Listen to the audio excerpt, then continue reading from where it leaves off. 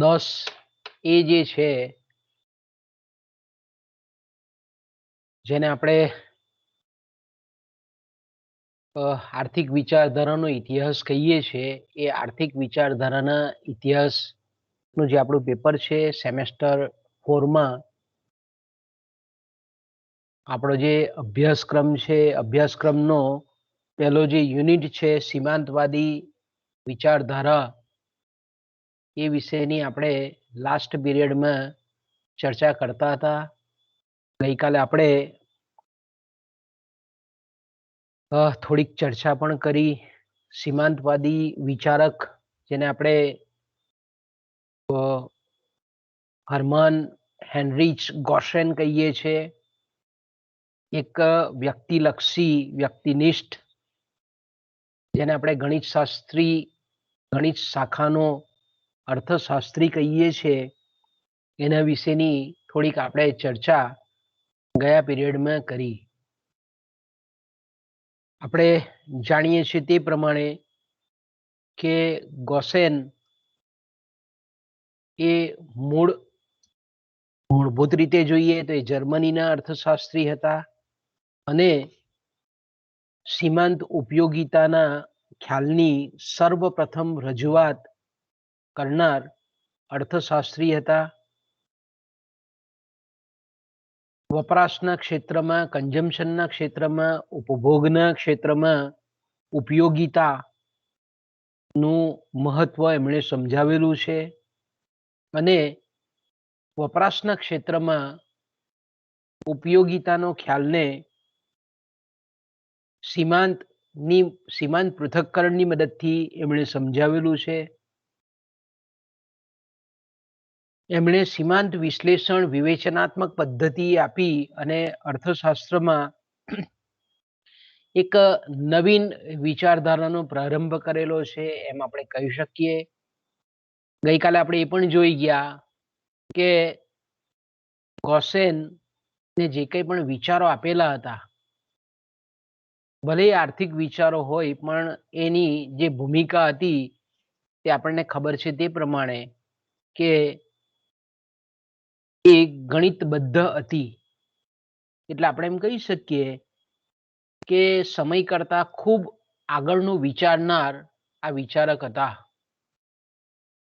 કારણ કે આપણને ખબર છે કે અર્થશાસ્ત્રમાં ગણિતશાસ્ત્રનો ઉપયોગ એ ખૂબ તે વખતે ગોસેનના સમયમાં ઓછો હતો.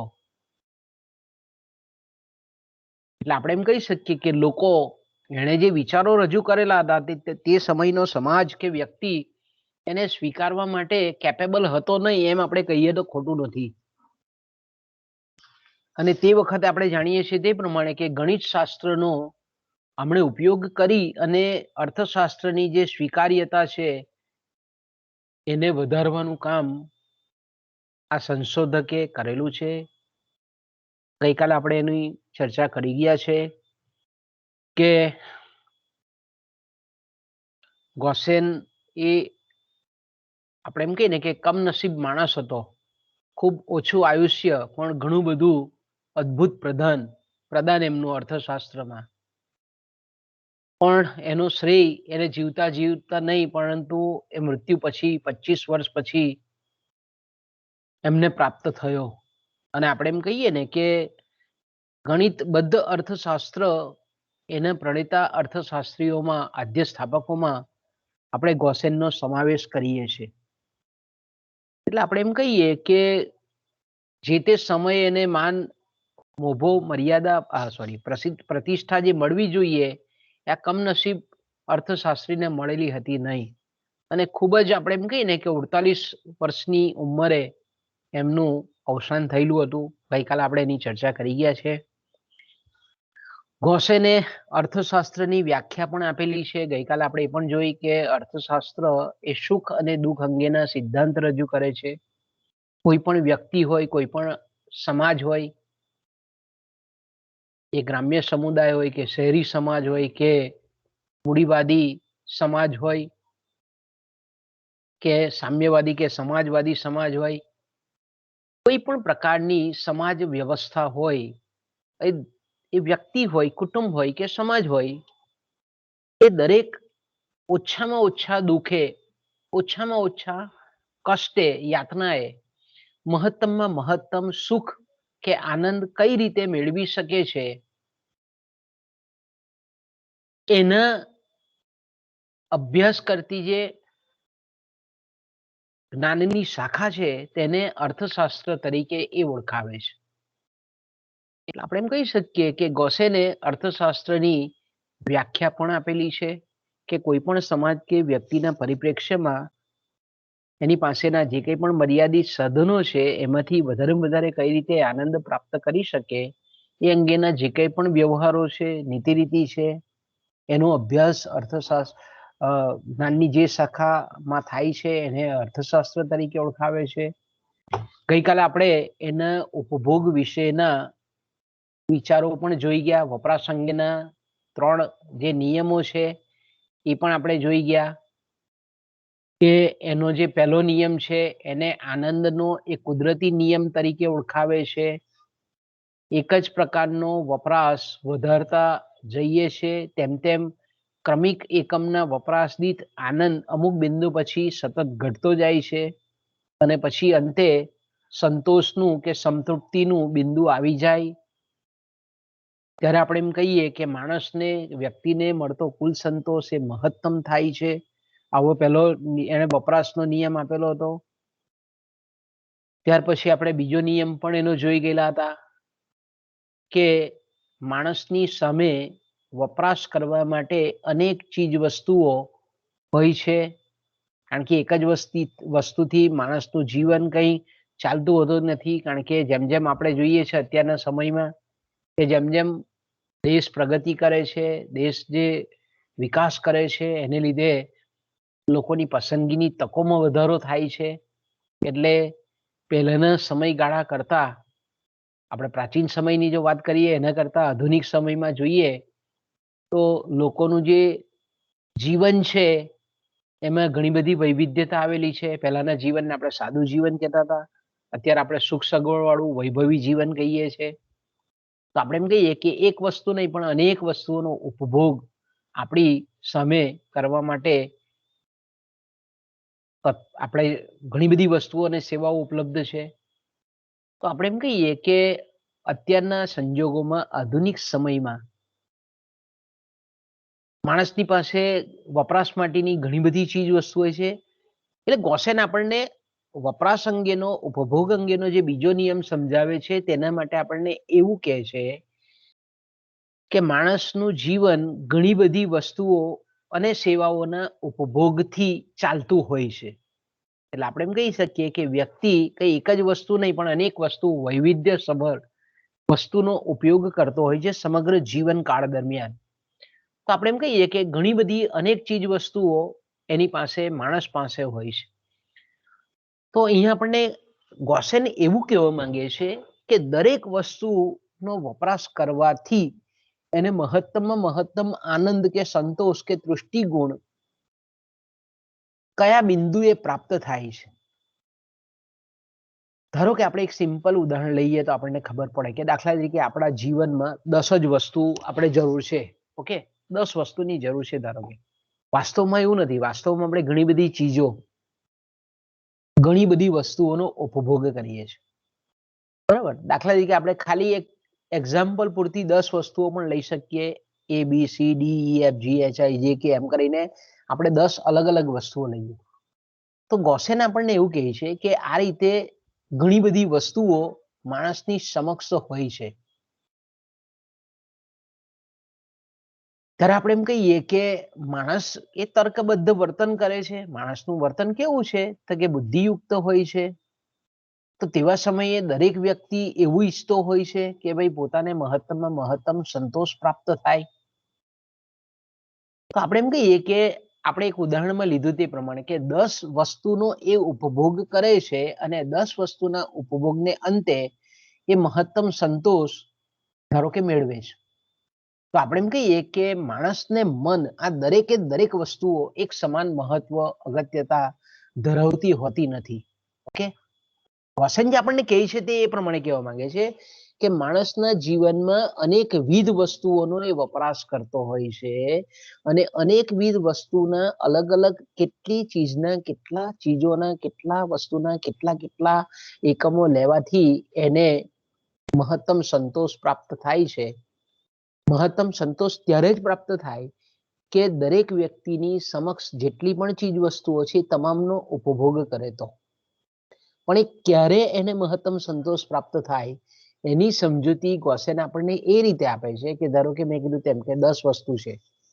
ધારો કે એ છે તો કે કાપડ છે, બી છે તો બૂટ ચંપલ છે, સી છે તો આપણે એમ કહીએ કે ધારો કે શાકભાજી છે, ડી છે તો કે અનાજ છે, એફ છે તો કે વાહન વ્યવહારનું સાધન છે, ડી આપણે કહીએ કે એચ છે તો કે ઘર છે. તો આવી કેટલી વસ્તુઓ, ધારો કે એની પાસે 10 વસ્તુઓ છે, આપણે ખાલી કલ્પના પૂરતું, વાસ્તવમાં તો ઘણી બધી વસ્તુઓ છે, પણ 10 વસ્તુમાંથી એ 10 વસ્તુનો જ્યારે વપરાશ કરે, ઉપભોગ કરે તો એને મહત્તમ સંતોષ મળી રહે. પણ એ 10 વસ્તુના કેટલા એકમોનો ઉપભોગ કરે તો એને મહત્તમ સંતોષ મળે. તો અહીંયા ગોસેન આપણને એવું કહે છે કે એ વસ્તુના ધારો કે 4 એકમોનો વપરાશ કરવાથી એને સંતોષ પ્રાપ્ત થતો. ભાઈ વ્યક્તિ છે તો વ્યક્તિ જો 4 કપડાની જોડી લેવાથી જો એને સંતોષ થતો હોય તો આપણે એમ કહીએ કે એ વસ્તુના કાપડના એને 4 એકમોનો ઉપભોગ કરવો જોઈએ. ધારો કે અનાજ છે તો કે અનાજના આપણે એમ કહીએ કે ચોક્કસ નિયત એકમો. એ જ રીતે શાકભાજી, દરેક વસ્તુના, હવે દરેક વસ્તુ એક સમાન એકમો એક જ સરખા એકમો દ્વારા એને મહત્તમ સંતોષ મળવાનો નથી. કારણ કે દરેક વસ્તુ દરેક વ્યક્તિના મન અલગ અલગ મહત્વ ધરાવે છે.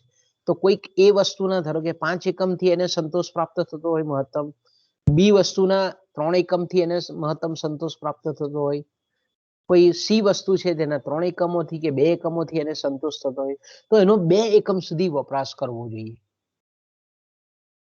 તો દરેક એકમનું એવું અંત્ય બિંદુ કે જ્યાંથી એને મહત્તમમાં મહત્તમ સંતોષ પ્રાપ્ત થાય અને દરેક વસ્તુના સંદર્ભમાં એટલા એકમોનો વપરાશ કરવાથી કુલ સંતોષ એ મહત્તમમાં મહત્તમ પ્રાપ્ત થાય એવું આપણને ગોસેન એના બીજા નિયમમાં સમજાવે છે. આપણને ખબર છે કે ગોસેને આ જે નિયમ સમજાવેલો છે તે કેવો છે, સંદિગ્ધ છે, સ્પષ્ટ આપણને જાણવા મળતું નથી.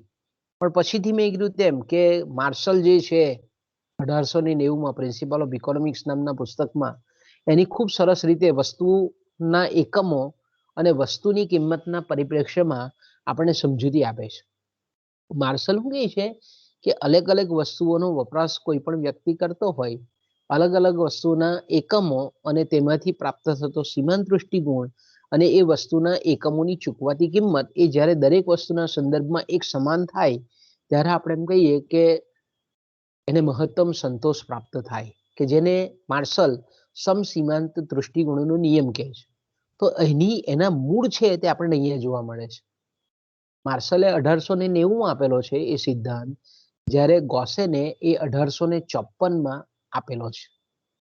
દરેક વસ્તુના એકમો એ રીતે વાપરવા જોઈએ, ઉપભોગ કરવો જોઈએ કે જેથી કરીને દરેક વસ્તુમાંથી પ્રાપ્ત થતો સંતોષ એ મહત્તમમાં મહત્તમ હોય અને દરેક વસ્તુના એકમો, જેને છેવટનું એકમ કહીએ છીએ સીમાંત એકમ, કે જ્યાં મહત્તમ સંતોષ વસ્તુના સંદર્ભમાં એક સમાન હોય અને દરેક વસ્તુના પરિપ્રેક્ષ્યમાં જ્યારે એક સમાન થતો હોય ત્યારે આપણે એમ કહીએ કે વ્યક્તિને મહત્તમમાં મહત્તમ સંતોષ પ્રાપ્ત થાય છે.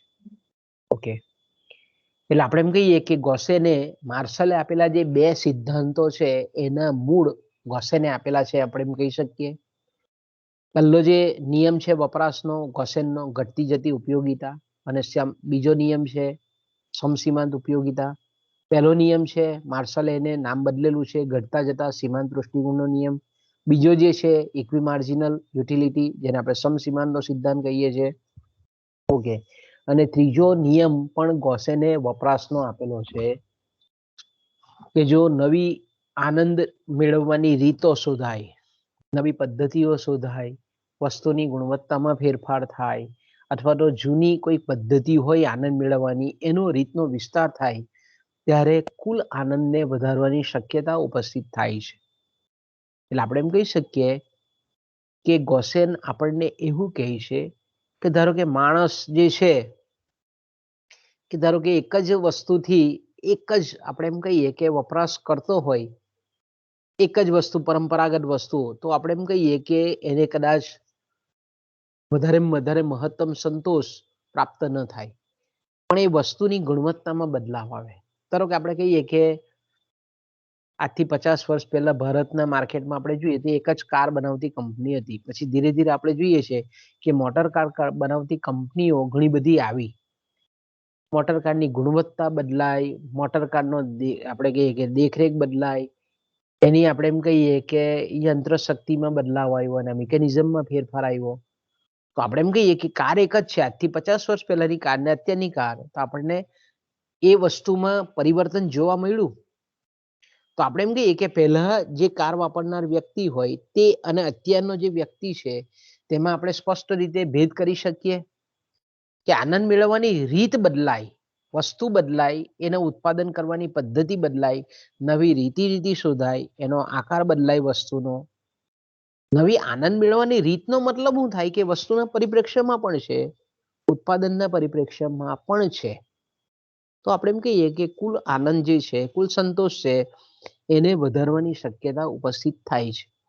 એટલે આપણે એમ કહીએ ટૂંકમાં આવું આપણને ત્રીજો નિયમ સમજાવીને ગોસેન એવું કહે છે કે માણસના ભૌતિક સુખમાં માણસની જે ઈચ્છાઓ છે એ કેન્દ્ર સ્થાને હોય છે, અને એ ઈચ્છાઓને ધ્યાનમાં રાખીને વ્યક્તિ, માણસ એ ખર્ચ કરતો હોય છે. ઓકે, તો આવી સમજૂતી આપણે ગયા પીરિયડમાં જોઈ ગયા. હવે એના આવે છે મૂલ્ય અંગેના વિચારો. તો કે ગોસેનના જે મૂલ્ય અંગેના જે વિચારો છે એ એના વપરાશના જે ત્રણે ત્રણ નિયમ છે, આનંદનો કુદરતી નિયમ કે જેને આપણે ઘટતા જતા ઉપયોગિતાનો નિયમ કહીએ છીએ, બીજો નિયમ છે જેને આપણે સમસીમાંત ઉપયોગિતા કહીએ છીએ, ત્રીજો નિયમ છે કે ઉત્પાદન પદ્ધતિમાં બદલાવ આવે. તો આ જે ગોસેનના જે આપણે એમ કહીએ કે મૂલ્ય અંગેના, કિંમત નિર્ધારણ અંગેના જે વિચારો છે તે વપરાશના નિયમોની સાથે ગાઢ રીતે સંબંધ ધરાવે છે. કારણ કે એનું જ આ પરિપાક છે. આપણે એમ કહીએ તો મૂલ્યનો જે સિદ્ધાંત છે ગોસેનનો, એ આપણે એમ કહીએ કે વપરાશના નિયમોની જ એક આપણે એમ કહીએ કે આડપેદાશ છે, એમ કહીએ તો ખોટું નથી. ગોસેન આપણને એવું કહે છે કે કોઈ પણ વસ્તુ, કોઈ પણ ચીજ એ નિરપેક્ષ રીતે મૂલ્ય ધરાવતી નથી. આપણને કેટલો આનંદ આપે છે એ વસ્તુ આપણી જરૂરિયાતને કેટલું, માનવ જરૂરિયાતને કેટલું સંતોષે છે, એના ઉપરથી તેનું મૂલ્ય નક્કી થાય છે. એટલે ગોસેન ખૂબ સરસ રીતે અર્થશાસ્ત્રમાં નવા વિચારો મૂકે છે કે વ્યક્તિ એટલે ખરીદનાર, ગ્રાહક અને ચીજ વસ્તુ ના સંબંધમાંથી ઉપયોગિતા ઉત્પન્ન થાય છે.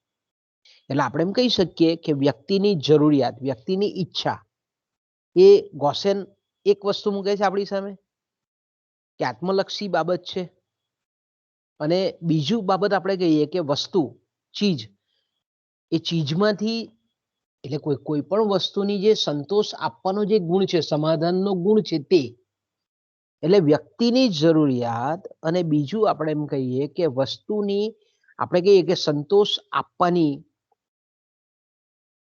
જે વસ્તુની અંદર રહેલો જે સંતોષ આપવાનો ગુણ છે, આ બંનેના આંતર સંબંધોથી વસ્તુનું મૂલ્ય નક્કી થાય છે, એની ઉપયોગિતા નક્કી થાય વસ્તુની, વ્યક્તિની જરૂરિયાતના પરિપ્રેક્ષ્યમાં, અને પછી મૂલ્યનું નિર્માણ થાય છે. તો એના માટે આપણે એમ કહીએ કે ગઈકાલે આપણે આ પણ જોઈ ગયા છે કે ગોસેને મૂલ્યના સિદ્ધાંતની સમજૂતી માટે વસ્તુના 3 પ્રકાર બતાવેલા છે કે કેટલીક વસ્તુઓ વપરાશ કરનારને સીધો આનંદ આપવાની શક્તિ ધરાવે છે. દાખલા તરીકે કપડાં છે, વાહન વ્યવહારના સાધન છે, ખાદ્યાન્ન છે, બિસ્કિટ છે, ચોકલેટ છે. આ બધી વસ્તુઓ કેવી છે તો કે વપરાશ કરનારને આનંદ આપવાની શક્તિ ધરાવે છે. તો આવી વસ્તુઓ ઉપભોગની, ઉપભોગ્ય વસ્તુઓ, વપરાશની વસ્તુઓ કહીએ છીએ, જેમાં આપણે નાશવંત વપરાશી વસ્તુઓ પણ આવી જાય, ટકાઉ વપરાશી વસ્તુઓ પણ આવી જાય. ઓકે, બીજી કેટલીક વસ્તુઓ કે જે અન્ય વસ્તુઓની સાથે લેવાય ત્યારે જ આપણને આનંદ આપે, તેને આપણે પૂરક વસ્તુઓ કહીએ છીએ, સહાયક વસ્તુઓ કહીએ છીએ.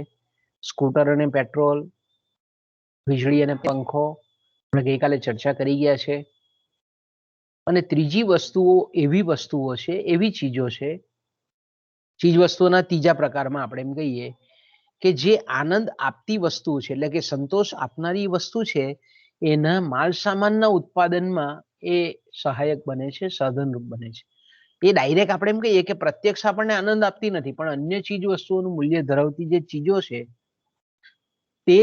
તે બનાવવાની એની જે શક્તિ છે એને લીધે પરોક્ષ રીતે માણસની જરૂરિયાત કે માણસની સુખાકારીમાં કે ભૌતિક સુખમાં કે આનંદ આપવામાં વૃદ્ધિ કરે છે.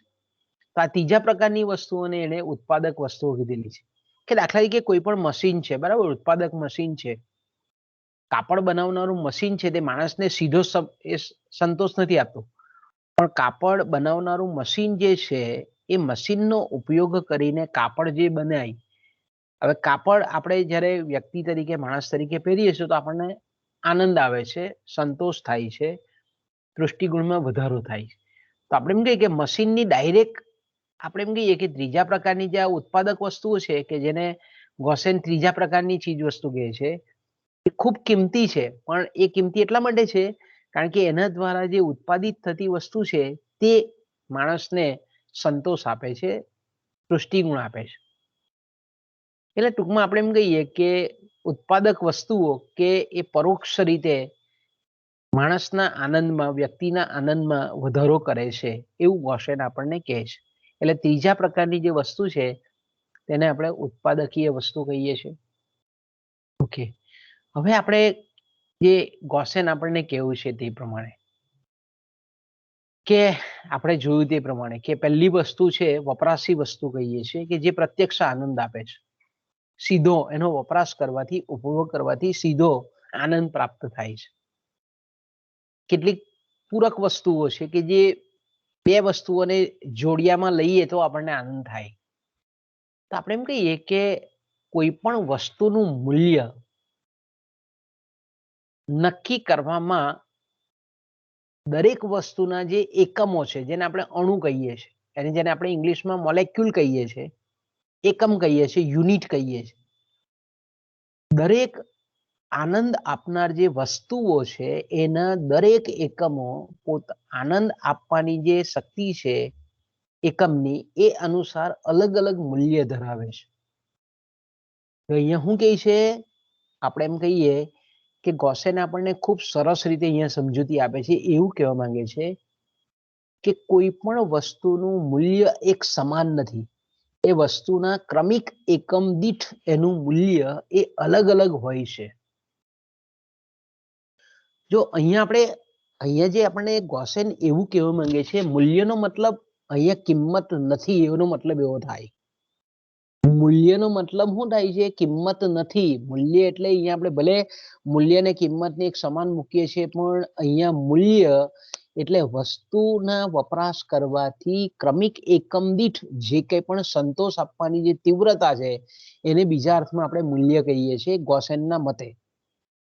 ગોસેનના મતે મૂલ્ય એટલે બજાર કિંમત નથી. બજાર કિંમત નથી જો અહીંયા તમારા મગજમાં બહુ ક્લિયર કટ થવું જોઈએ કે મૂલ્ય એટલે અહીંયા આપણે એમ કહીએ કે દરેક વસ્તુના એકમો છે એ વ્યક્તિની જે જરૂરિયાત છે એના સંદર્ભમાં કેટલી સંતોષ આપે છે, કેટલો આનંદ આપે છે, એ પ્રમાણે દરેક એકમનું મૂલ્ય એ અલગ અલગ હોય છે. અને દરેક માણસ પાસે દરેક વસ્તુના અમુક એકમ જ મૂલ્ય ધરાવે છે. ત્યાર પછી આપણે એમ કહીએ કે વધારાના જે એને મળતા એકમ છે એ માણસની દ્રષ્ટિએ મૂલ્ય વગરના થઈ જાય છે. કાલે આપણે જોયું તે પ્રમાણે કે તમને બરાબર ભૂખ લાગેલી હોય તો પહેલી રોટલી ખાવ કે પહેલું બિસ્કિટ ખાવ એ સૌથી વધારે મૂલ્ય આપે, કારણ કે એ વધારેમાં વધારે તમારા સંતોષને, તમારી જરૂરિયાતને સંતોષે છે. ઓકે, પછી ધીરે ધીરે તમારું પેટ ભરાતું જાય તેમ તેમ આપણે શું કરીએ છીએ દરેક એકમ દીઠ સમાન ગુણી એકમથી આપણે એમ કહીએ કે એ દરેક એકમનું મૂલ્ય ઘટતું જાય છે. અને જ્યારે આપણે એમ કહીએ કે છેલ્લો એકમ એવો થાય કે જે મૂલ્ય વગરનો છે, એટલે આપણે એમ કહીએ કે છેલ્લો એકમ કે જ્યાં એને સંતોષની મહત્તમ સપાટી પ્રાપ્ત કરી દીધી, એટલે છેલ્લો જે છેવટનો એકમ છે, સીમાંત એકમ છે, તે કેવો છે? મૂલ્ય વગરનો થઈ જાય. એટલે આપણે જોઈએ છે કે માર્શલે આપણને ત્યાર પછી સમજાવ્યું કે દાખલા તરીકે આ કુલ તૃષ્ટિગુણની રેખા અને આપણે એમ કહીએ કે આ સીમાંત તૃષ્ટિગુણની રેખા. તો છેવટનો એકમ કયો છે? તો કે આ એકમ છે. આ એકમ એવું છે કે કુલ સંતોષ વધારે છે, એટલે અહીંયા માણસ વ્યક્તિ ધરાઈ જાય છે. તો અહીંયા ગોસેન એવું જ કહે છે આપણને કે આ છેલ્લો એકમ છે કે જ્યાં તેને મહત્તમમાં મહત્તમ આનંદ પ્રાપ્ત થાય છે. તો આ જે બિંદુ છે એ કેવું છે? છેલ્લું જે એકમ છે તે મૂલ્ય વગરનું થઈ જાય. અને પછી જેમ જેમ જો આપણે એમ કહીએ કે જરૂર કરતા વધારે એકમો મળે તો સંતોષની જગ્યાએ અસંતોષ ઊભો થાય, એવું આપણને કહે છે. ટૂંકમાં આપણને કહીએ પછીની માર્શલે ખૂબ સરસ મજાની વ્યવસ્થિત સમજૂતી આપેલી છે. પણ આપણે એમ કહીએ ને કે આર્થિક વિચારધારાનો ઇતિહાસ એ પેપરમાં નવીન વિચાર એમણે મૂક્યા, અને એ વિચાર મૂક્યા એટલે એના પછી ઘણા બધા આપણે એમ કહીએ કે વપરાશ, માંગ અને સંતોષને લગતા દૃષ્ટિકોણ અંગેના ઘણા બધા વિચારો ગોસેનને ધ્યાનમાં રાખીને આપણને વિકસેલા જોવા મળે છે. ઓકે, તો આપણે એમ કહીએ કે દરેક માણસે ગોસેન આપણને એમ કહે છે દરેક વ્યક્તિએ પોતાની આવક, પોતાના જે કંઈ પણ સાધન છે, એ નાણાકીય સાધન હોય કે ભૌતિક સાધનો હોય, એ રીતે એનું રોકાણ કરવું જોઈએ, એ રીતે રોકવા જોઈએ કે જેથી કરીને તે દરેક ચીજ વસ્તુના છેલ્લા એકમમાંથી પ્રાપ્ત થતો સંતોષ એક સમાન થાય, એક સરખો થાય, ત્યારે આપણે એમ કહીએ કે મહત્તમ આનંદની અનુભૂતિ એ થાય, એવું આપણને ગોસેન કહે છે. ઓકે, તો આપણે એમ કહીએ કે માણસે પોતાના જે સાધનો છે, વ્યક્તિએ એ એવી રીતે પોતાની જે આવક છે એને એવી રીતે રોકવી જોઈએ જેથી કરીને તે દરેક પ્રત્યેક ચીજના છેલ્લા એકમમાંથી સમાન સંતોષ પ્રાપ્ત થાય, એ રીતે એ સાધનોની ફાળવણી કરવી જોઈએ કે જેથી કરીને મહત્તમ આનંદની પરિસ્થિતિ એ પ્રાપ્ત કરી શકે. તો અહીંયા ટૂંકમાં તમે જુઓ તો આ બધા એના વિચારોનો જો આપણે સારાંશ જોઈએ તો આપણને એવું કહેવા માંગે છે કે સીમાંત વિશ્લેષણ પર આધારિત એ આપણે એમ કહીએ કે સાધનની ફાળવણીનો પ્રશ્ન હોય કે વપરાશનો ઉપભોગનો પ્રશ્ન હોય, એમાં સીમાંત પૃથક્કરણને ગોસેન મૂલ્યના વિચારો વડે આપણને સમજાવે છે. ઓકે, આગળ જઈએ. પછી એમના જે વિચારો છે એ છે શ્રમ વિશેના વિચારો, કે ઉત્પાદનના સાધન તરીકે એ શ્રમ છે, એ શ્રમ અંગેની વિચારધારા ગોસેનની કેવી હતી. તો ગોસેન આપણને એવું કહે છે કે કોઈ પણ ચીજ હોય, કોઈ પણ વસ્તુ હોય, એને નિર્માણ કરવા માટે શ્રમનો વ્યય થયેલો હોય. તો આપણે એમ કહીએ કે કોઈ પણ વસ્તુની અંદરથી પ્રાપ્ત થતી ઉપયોગિતા, જેને તૃષ્ટિગુણ કહીએ છીએ, એ તૃષ્ટિગુણ કે ઉપયોગિતા અથવા તો આનંદ અથવા તો સુખ, બીજા અર્થમાં કહીએ તો, એને પ્રાપ્ત કરવા માટે, એ વસ્તુ બનાવવા માટે, એ વસ્તુના નિર્માણ માટે થયેલો જે કંઈ પણ શ્રમ છે, એ શ્રમને આપણે એમ કહીએ કે બાદ કર્યા પછી જ એ વસ્તુના સંદર્ભમાં એની ઉપયોગિતા ગણાવી જોઈએ.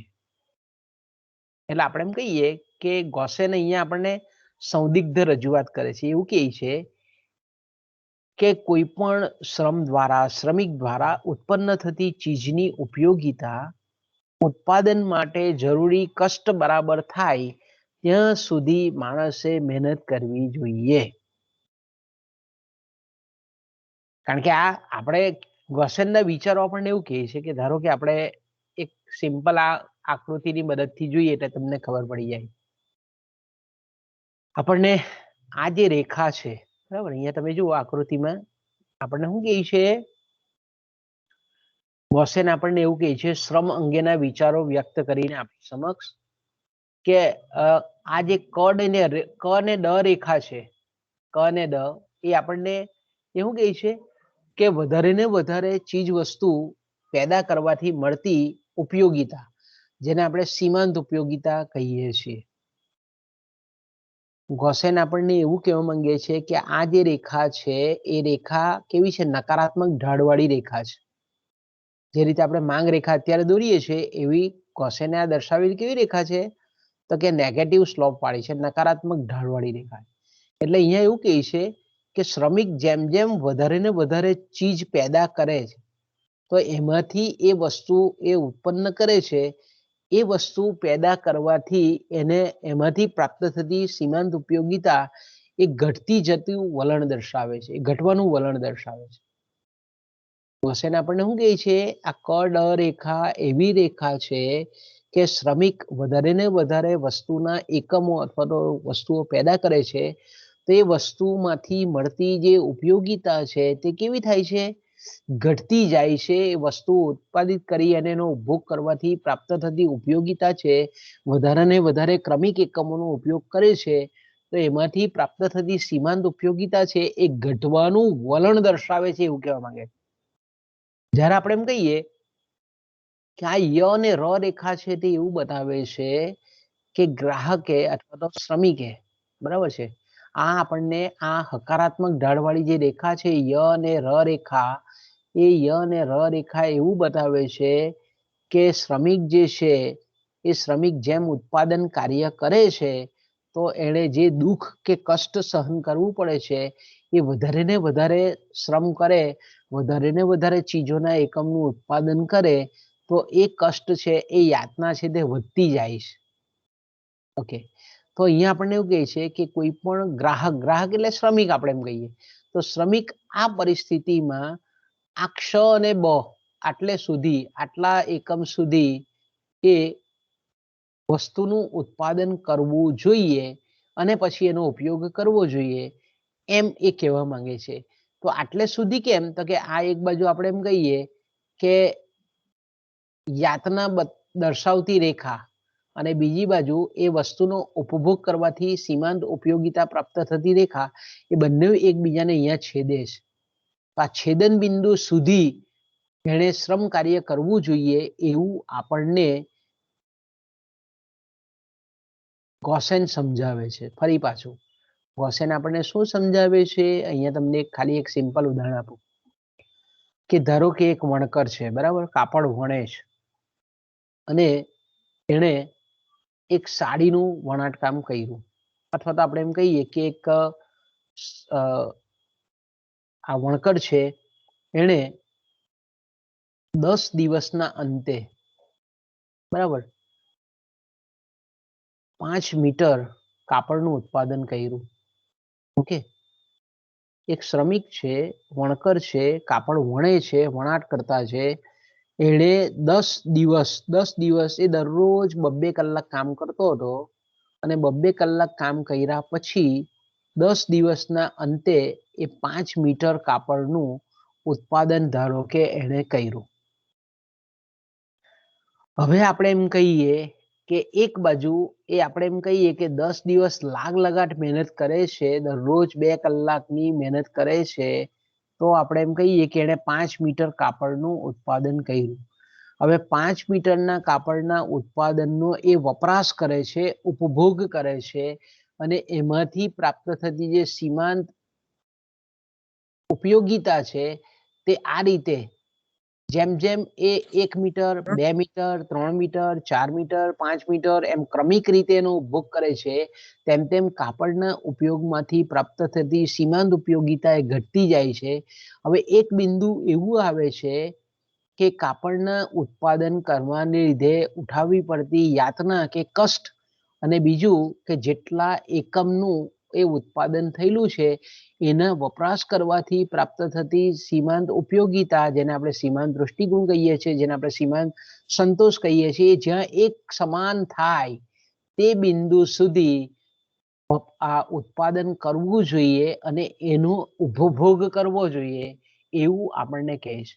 એટલે એક બાજુ આપણે એમ કહીએ કે વસ્તુના ઉપયોગ કરવાથી, ઉપભોગ કરવાથી એમાંથી પ્રાપ્ત થતી ઉપયોગિતા અને એ વસ્તુનું ઉત્પાદન કરવાથી પ્રાપ્ત થતી આપણે કહીએ કે ઉઠાવવી પડતી યાતના એ બંને જ્યારે સમાન થાય ત્યાં સુધી શ્રમિકે પોતાનું ઉત્પાદન કરવું જોઈએ એવું આપણને કહે છે ગોસેન. એટલે આપણે એમ કહીએ કે યુટિલિટી એન્ડ ડિસયુટિલિટી આર ઇક્વલ. જ્યાં બંને એક સમાન થાય ત્યાં સુધી એણે ઉત્પાદન કાર્ય કરવું જોઈએ. ઓકે, ત્યાર પછી આપણે એમ કહીએ કે ગોસેનના વિનિમય અંગેના વિચારો. તો કે ગોસેન આપણને એવું કહે છે કે વિનિમય એટલે જેને આપણે કહીએ ટ્રાન્ઝેક્શન્સ, જેને આપણે કહીએ આપલે, બે વ્યક્તિઓ વચ્ચે જે આદાન પ્રદાન થાય છે તે એને આપણે વિનિમયની પ્રક્રિયા કહીએ છીએ. તો કે વિનિમય અંગેના જે વિચારો છે એ વિનિમયના સિદ્ધાંત અંગે આપણને ગોસેન એવું કહે છે, એમાં પણ એ સીમાંતનો ખ્યાલનો ઉપયોગ કરે છે, એના પર ભાર મૂકે છે. કારણ કે આપણે જાણીએ છીએ તે પ્રમાણે કે ગોસેનનો કહેવાનો જે ભાવાર્થ છે તે એવો છે કે કોઈ પણ વ્યક્તિ કે કોઈ પણ કુટુંબ આપણે એમ કહીએ કે સ્વાવલંબી હોતું નથી. પોતાની જે જરૂરિયાત છે એ બધી જ જરૂરિયાત એ વ્યક્તિ હોય કે કુટુંબ હોય, એ વ્યક્તિ કે કુટુંબ એ પોતાની તમામ જરૂરિયાતોને એ પોતાએ સ્વયં રીતે ઉત્પાદિત કરીને સંતોષી શકતો નથી. ઓકે, તો ગોસેન આપણને એવું કહે છે કે આ રીતે જ્યારે વ્યક્તિ આત્મનિર્ભર, તમામ બાબતોની અંદર જો આત્મનિર્ભર ન હોય, તમામ બાબતોમાં એ સ્વાવલંબી ન હોય, તો તેવા સંજોગોમાં આપણે એમ કહીએ કે વ્યક્તિઓ વચ્ચેના જે વિનિમય છે એ વિનિમયમાં વધારો કરી અથવા તો વિનિમય કરી આપલે કરી વસ્તુઓની અને પોતાને મળતો સંતોષ છે તે અનેક ગણો વધારી શકે છે. પણ એ ક્યારે વધારી શકે છે અને વિનિમયની પ્રક્રિયા ક્યાં સુધી ચાલે છે? તો ગોસેન આપણને એવું સમજાવે છે કે આ રીતે વ્યક્તિઓ વચ્ચેનો જે વિનિમય છે એ વિનિમયને લીધે એક તો માણસોને મળતો જે સંતોષ છે એનો વિકાસ કરી શકાય છે, એમાં અનેક ગણો વધારો કરી શકાય છે વિનિમયને લીધે. જો અહીંયા આપણને શું કહે છે, વિનિમયને લીધે વ્યક્તિના સંતોષમાં અનેક ગણો વધારો કરી શકાય છે. હા, પણ વિનિમયની પ્રક્રિયા ક્યાં સુધી ચાલશે? તો કે વિનિમયમાં હવે પછી આપવા પડનાર એકમની ઉપયોગિતા, હવે પછી મળનાર એકમની ઉપયોગિતા બરાબર થાય ત્યાં સુધી વિનિમયની પ્રક્રિયા ચાલે છે. એટલે અહીંયા તમને કદાચ ખબર ના પડી હોય તો આપણે એમ કહીએ કે ધારો કે એક કાપડ બનાવનાર વ્યક્તિ છે. ઓકે, ધારો કે આપણે એમ કહીએ કે કાપડ બનાવનાર વ્યક્તિ છે તે મેં કીધું તેમ કે 5 મીટર કાપડનું વણાટ કરે છે, 5 મીટર કાપડ વણે છે. અને બીજી બાજુ આપણે એમ કહીએ કે ખેડૂત છે અને ખેડૂત છે તે ઘઉં પકવે છે. ખેડૂત શું કરે છે? ઘઉં પકવે છે. તો આપણે એમ કહીએ કે જે વણકર છે તેને અનાજની જરૂર છે અને ખેડૂત છે તેને કાપડની જરૂર છે. હવે આપણે એમ કહીએ કે ખેડૂત છે તે ઘરમાં કાપડ બનાવી શકતો નથી કારણ કે સ્વાવલંબી નથી. તો આપણે એમ કહીએ કે આ બંને વ્યક્તિનો સંતોષમાં વધારો ક્યારે થાય? તો કે બંને વચ્ચે જો આદાન પ્રદાન થાય, વિનિમય થાય તો થાય. તો કે ઘઉંનો ઉત્પાદક છે તે કાપડ બનાવનારને ઘઉં આપે અને બદલામાં આપણે એમ કહીએ કે કાપડ લે, કાપડ બનાવનાર છે તે કાપડ બનાવીને બદલામાં ઘઉં લે, એની સામે આપીને કાપડ આપીને ઘઉં લે. ઓકે, તો આપણે વિનિમય થયેલો કહેવાય ને. પણ આ વિનિમયની પ્રક્રિયા ક્યાં સુધી ચાલે છે? તો દાખલા તરીકે આપણે એમ કહીએ કે આ બંને વચ્ચે જે વધારે મૂલ્યવાન ધરાવતી વસ્તુ હોય, મૂલ્ય ધરાવતી વસ્તુ હોય, અને ધારો કે આ બંનેમાંથી કોઈક એક વસ્તુ છે તે વધારે મૂલ્ય ધરાવતી છે અને બીજી વસ્તુ છે તે ઓછી મૂલ્ય ધરાવતી, તો જ્યારે આપણે એમ કહીએ કે એકમો વચ્ચેનું જે આદાન પ્રદાન છે એમાંનો જે છેવટનો એકમ છે, સીમાંત આપણે કહીએ કે ઉપયોગિતા ધરાવતું જે એકમ છે, બંનેનું આદાન પ્રદાન કરવાથી બંનેમાંથી પ્રાપ્ત થતી જ્યારે સીમાંત ઉપયોગિતા એક સમાન થાય ત્યારે આપણે એમ કહીએ કે વિનિમયની પ્રક્રિયા અટકે. એક સિમ્પલ ઉદાહરણ લઈએ એટલે આપણે તમને ખબર પડે કે ધારો કે 1 મીટર કાપડ બરાબર ધારો કે 2 કિલો ઘઉં છે. બરાબર, 2 કિલો ઘઉં છે. 1 મીટર કાપડ બરાબર કેટલા ઘઉં છે? તો કે ધારો કે 2 કિલો ઘઉં છે. જો અહીંયા વસ્તુ વચ્ચેની વિનિમયનું પ્રમાણ નક્કી થાય છે, બરાબર? તો અહીંયા આપણે એમ કહીએ કે ધારો કે આપણે આ રીતનો વિનિમય છે 2 વચ્ચે કે કાપડ ઉત્પાદક છે તે કાપડ 1 મીટર કાપડ આપે એના બદલામાં 2 કિલો ઘઉં મેળવે. ઓકે, તો આપણે એમ કહીએ કે ધારો કે આપણે એમ કહીએ કે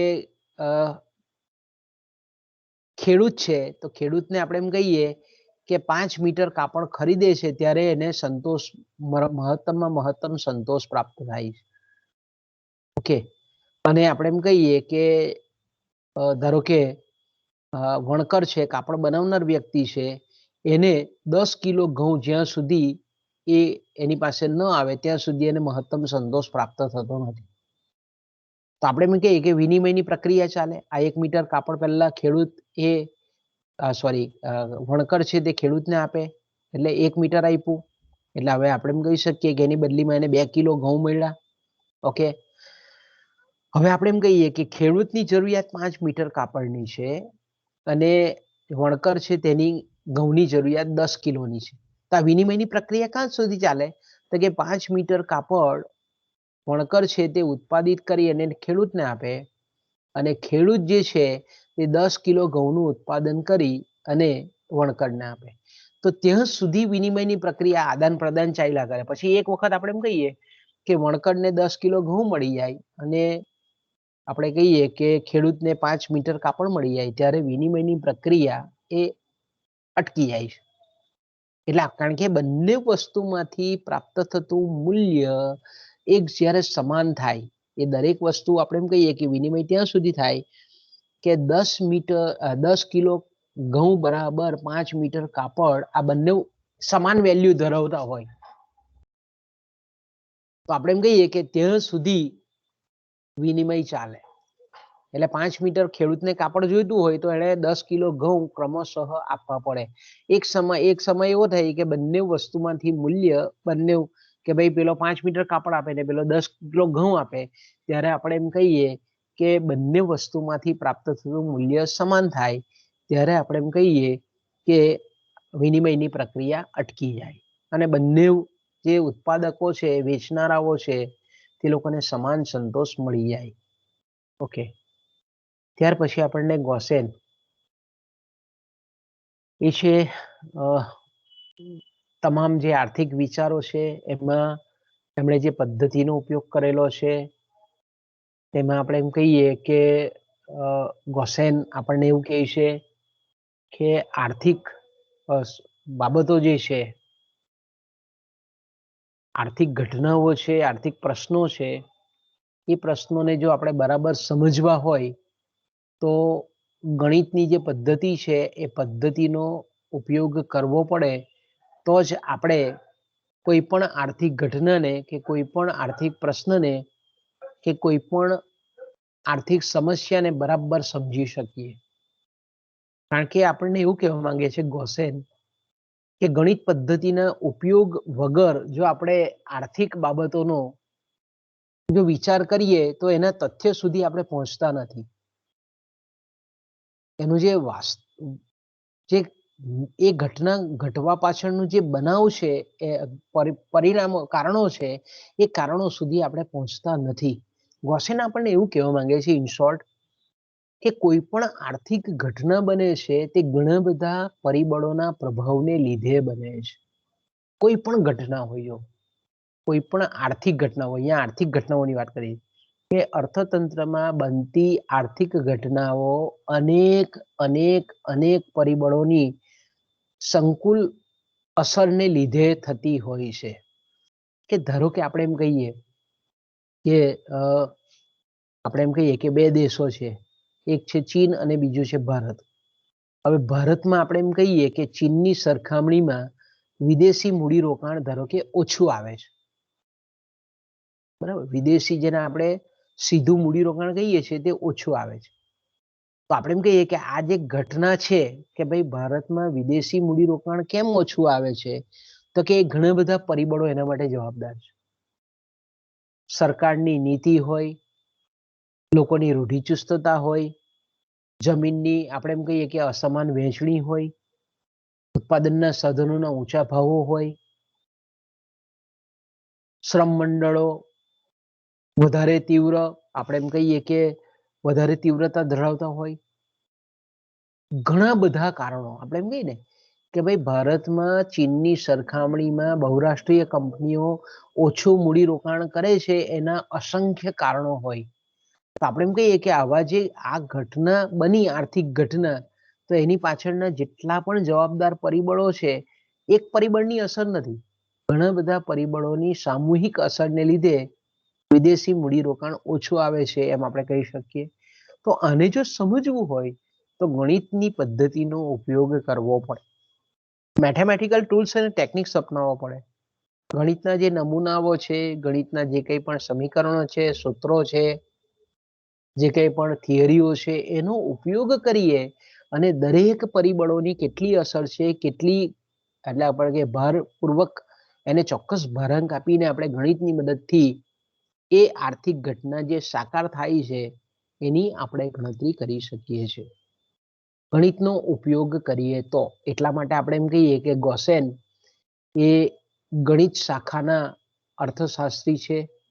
ગણિતના જેને આપણે પ્રખર અર્થશાસ્ત્રી કહીએ છીએ, અધ્યસ્થાપક કહીએ છીએ, ગણિત બદ્ધ અર્થશાસ્ત્રના એટલા માટે આપણે કહીએ છીએ કારણ કે એણે ખૂબ કીધેલું હતું કે આર્થિક ઘટનાઓ જે ગહનતા ધરાવે છે, સંકુલ પ્રભાવ જોવા મળે છે ઘણા બધા પરિબળોનો, એ દરેક પરિબળોનો કેટલી અસર એ ઘટનાના સંદર્ભમાં થાય છે, એને જો સમજવી હોય તો ગણિત વગર એ શક્ય નથી. એટલે આપણે એમ કહીએ કે અર્થતંત્રમાં ધારો કે ફુગાવાની ઘટના બનેલી છે, તો કે અર્થતંત્રમાં ફુગાવો થવા પાછળ ઘણા બધા કારણો છે. ઓછું ઉત્પાદન છે, લોકોની નાણાકીય આવક વધેલી છે, નાણાંનો પુરવઠો સરકારે વધેલો છે, સરકારના પ્રત્યક્ષ અંકુશો ઓછા છે, કુદરતી આપત્તિઓ છે, ઘણા બધા પરિબળો છે કે જેને લીધે અર્થતંત્રમાં ફુગાવો થાય છે. તો આપણે એમ કહીએ કે ફુગાવો થવા પાછળના જેટલા પણ કારણો છે, એ કારણોની જો આપણે ખૂબ સારી રીતે જો સમજૂતી પ્રાપ્ત કરવી હોય તો ગણિતની પદ્ધતિનો ઉપયોગ કરવો જોઈએ. આજે આપણે જોઈએ છે કે કોઈ પણ આર્થિક ઘટના બને તો આપણે ઘણા બધા આંકડા શાસ્ત્ર અને ગણિત શાસ્ત્રના ઘણા બધા નમૂનાઓનો ઉપયોગ કરીએ છીએ. તો આપણે એમ કહીએ કે ગણિત વગર આવી ગહન ઘટનાઓનો, એટલે ટૂંકમાં આપણે એમ કહેવા માંગીએ ગોસેન કે અર્થશાસ્ત્રને, આર્થિક બાબતોને, આર્થિક સમસ્યાઓને, આર્થિક ઘટનાઓને જો સમજવી હોય તો આપણે ગણિતનો ઉપયોગ કરવો જોઈએ. ગણિત વગર એને આપણે એક સમગ્ર લક્ષી દ્રષ્ટિબિંદુથી જોઈ શકતા નથી. ઓકે, એટલે ગણિતનો ઉપયોગ કરીને જ આપણે જોયું તે પ્રમાણે કે ઉપયોગિતા અને મહત્તમ સંતોષની શરતને એમણે ગણિતની પરિભાષામાં વ્યક્ત કરેલી છે. ગણિતનો જ ઉપયોગ કરીને મેં જોયું તે પ્રમાણે, આપણે આગળ જોયું તે પ્રમાણે કે ગણિતનો ઉપયોગ કરીને આ રીતે એમણે ઘણી બધી આકૃતિઓ પણ આપેલી છે. તે વખતે આપણે એમ કહીએ, અત્યારે આપણને નવું નહીં લાગે, પણ તે વખતે 1854માં ગોસેને આ રીતે જ્યારે આકૃતિ દોરીને સમજાવેલું હશે ત્યારે ખરેખર એના વિચારો તે વખતે ક્રાંતિકારી હશે. 1854માં કે જ્યારે ગણિત પણ આપણે એમ કહીએ કે બહુ પ્રાઇમરી સ્ટેજમાં હતું. એટલે આપણે એમ કહીએ કે ગોસેનના વિચારો છે તે બહુ પ્રભાવશાળી વિચારો જે તે સમયે, એના 1854 વખતે બહુ પ્રભાવશાળી વિચારો હતા. પણ તે વખતે આપણે કહીએ કે એનું દુર્ભાગ્ય એ હતું કે એને સમજનારો વર્ગ નહીં હતો, એટલો બુદ્ધિશાળી વર્ગ કે જે ગણિતને સમજી શકે એવો વર્ગ તે વખતે હતો નહીં. ઓકે, ત્યાર પછી આપણે ગોસેનના જે વિચારો છે એની જો મૂલ્યાંકન કરીએ, એની સમીક્ષા કરીએ તો આપણે એમ કહી શકીએ કે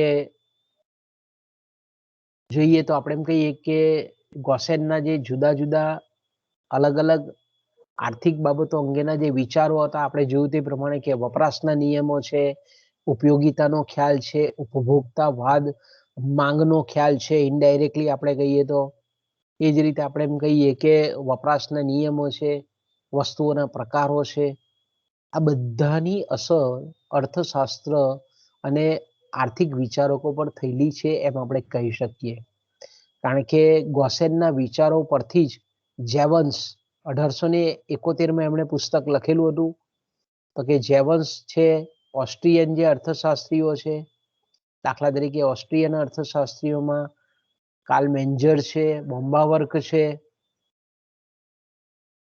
આ બધા જે વિચારકો છે તેના મૂળ, એના બીજ આપણને ગોસેનના વિચારોમાં જોવા મળે છે. ગોસેનના જે વિચારો છે એની ખૂબી જે છે તો એ કોઈ પણ વસ્તુ ના અંદર રહેલા જે ઉપયોગિતા છે એ ઉપયોગિતા અને ઉપયોગિતાવાદ એના આધારે નવીન વિચારો છે કે પછીની ઘણા બધા આર્થિક સિદ્ધાંતોની રચનામાં ખૂબ ઉપયોગી નીવડેલા છે. ગાણિતિક વિચાર પદ્ધતિ પછી આપણે જોઈએ છે કે જેવોન્સ છે કે માર્શલ છે, ત્યાર પછીના જે વિચારકો છે એમણે આ પદ્ધતિનો સ્વીકાર પોતાની વિચારધારામાં કરેલો છે, પોતાના જે આર્થિક વિચારો છે તેમાં કરેલો છે. અને ઉપભોગ કે જે ઉત્પાદન કરતા પ્રશિષ્ટ જે વિચારધારા હતી તેની જગ્યાએ અર્થશાસ્ત્રમાં ગોસેનના વિચારોએ વપરાશ પર, ઉપભોગ પર, માંગ પર કે જે આત્મલક્ષી બાબત ધરાવે છે એના પર ભાર મૂકેલો છે. એટલે ત્યાર પછી એક અર્થશાસ્ત્રમાં નવીન આપણે એમ કહીએ કે વિચારવાની દિશા મળી. જે વસ્તુલક્ષી બાબતો પર જે વિચારણા થતી હતી એની જગ્યાએ આત્મલક્ષી બાજુ પર, જરૂરિયાતો પર ભાર મુકાવવા માંડ્યો. એટલે ત્યાર પછીનું આપણને અર્થશાસ્ત્ર જોઈએ તો આપણે વસ્તુલક્ષી અર્થશાસ્ત્ર પરથી આપણને વ્યક્તિલક્ષી અર્થશાસ્ત્ર તરફ આપણને અર્થશાસ્ત્રનું પ્રયાણ થતું જોવા મળે છે. એટલે ધીરે ધીરે વસ્તુલક્ષી જે પરિબળો હતા આર્થિક વિચારના ક્ષેત્રમાં એની જગ્યાએ આપણે એમ કહીએ કે વ્યક્તિલક્ષી વિચારો, માનવ કેન્દ્રી વિચારો, વ્યક્તિલક્ષી વિચારો એ આવ્યા.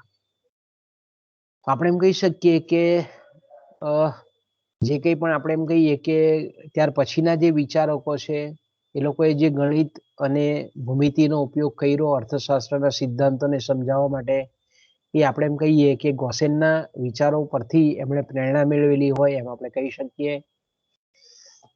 ઓકે, પણ આપણે જે ગોસેનને જે આપણે એમ કહી શકીએ કે એમનું ઘણું બધું પ્રદાન હોવા છતાં તે જમાનાનું અર્થશાસ્ત્ર ગોસેનના જે તે સમયના આધુનિક વિચારો હતા તેને કદાચ સ્વીકારવા માટે અને આત્મલક્ષી દ્રષ્ટિકોણનો સ્વીકાર કરવા માટે એ તત્પર નથી એમ આપણે કહી શકીએ. તો એ જે તે સમયનું અર્થશાસ્ત્ર, બરાબર, જે તે સમયનું અર્થશાસ્ત્ર એટલે 1854, એટલે આપણે એમ કહી શકો તમે કે 19મી સદીનો બીજો અર્ધની શરૂઆત. 1850 એટલે આપણે એમ કહીએ કે 1854 એટલે આપણે એમ કહીએ કે 19મી સદીનો બીજો અર્ધ ભાગ. તો તે સમયે આપણે જોઈ શકીએ છીએ કે તે સમયે એટલા બધા અન્ય જ્ઞાનની શાખાઓ પણ વિકસેલી નહીં હતી. માનસશાસ્ત્ર પણ એટલું બધું વિકસેલું નહીં હતું, ગણિતશાસ્ત્ર પણ વિકસેલું નહીં હતું. અને ગોસેને આવા ક્રાંતિકારી વિચારો તે વખતે મૂક્યા. તો એને લીધે આપણે એમ કહીએ કે કદાચ તે ઉપેક્ષાને પાત્ર રહ્યો હોય. ઓકે, હવે એની મર્યાદા જોઈએ તો ગોસેનના વિચારો છે, આર્થિક વિચારધારાનો ઇતિહાસ છે એટલે આપણે ઉણપ તો કાઢી શકાય નહીં વાસ્તવમાં.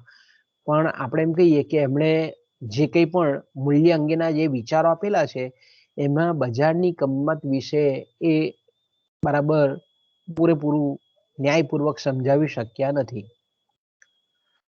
વિનિમય દ્વારા આપણે એમ કહીએ છીએ કે વિનિમયનો હેતુ જે છે અલ્ટિમેટ એ મહત્તમ સુખાકારી છે, મહત્તમ કલ્યાણ છે. અને તેમાંથી આપણે એમ કહીએ કે માંગ અને પુરવઠાના પરિબળો જન્મે છે. અને આપણે એમ કહીએ કે માંગ અને પુરવઠા વચ્ચેની જે પ્રતિક્રિયાઓ છે, આંતરક્રિયા છે, તેને લીધે સમતુલાની કિંમત, જેને આપણે બજાર કિંમત કહીએ છીએ, સ્થપાઈ છે. આ બધી જે બાબતો છે પછીથી માર્શલે વિકસાવેલી છે, પણ ગોસેનના વિચારમાં આપણને જોવા મળતી નથી. આ ઉપરાંત આપણે એમ કહીએ કે ઉત્પાદનના પ્રશ્ન, અહીંયા આપણે માંગના પરિપ્રેક્ષ્યમાં જોયા, ઉત્પાદનના પ્રશ્નોનું અને ઉત્પાદનના સાધનોનું જે વળતર છે, એનું મૂલ્ય નિર્ધારણ છે, એનું ગોસેનના વિચારોમાં આપણને વિશ્લેષણ જોવા મળતું નથી. બીજું આપણે એમ કહીએ કે માર્શલની જે ગોસેનની જે મર્યાદા છે, તો ખરેખર તો માણસ જે છે તે પોતાને જ માટે માલ પેદા કરનાર વ્યક્તિ હોય એ દ્રષ્ટિએ વિચારતો હોય એવું આપણને લાગે છે. બાળકો, અહીંયા આપણે આપણો મીટિંગને પૂર્ણ કરીએ. આવતા પીરિયડમાં આપણે વિલિયમ સ્ટેનલી જેવન્સ વિશેનો આપણે અભ્યાસ કરીશું. અને શક્ય હોય તો આવતીકાલે ભલે રજા છે પણ આપણે પીરિયડ લઈશું. બરાબર છે? જો અનુકૂળતા હશે તો આપણે પીરિયડ કાલે લઈ લઈશું. બરાબર? ઓકે, મળીએ. અહીંયા આપણે મીટિંગ પૂર્ણ કરીએ.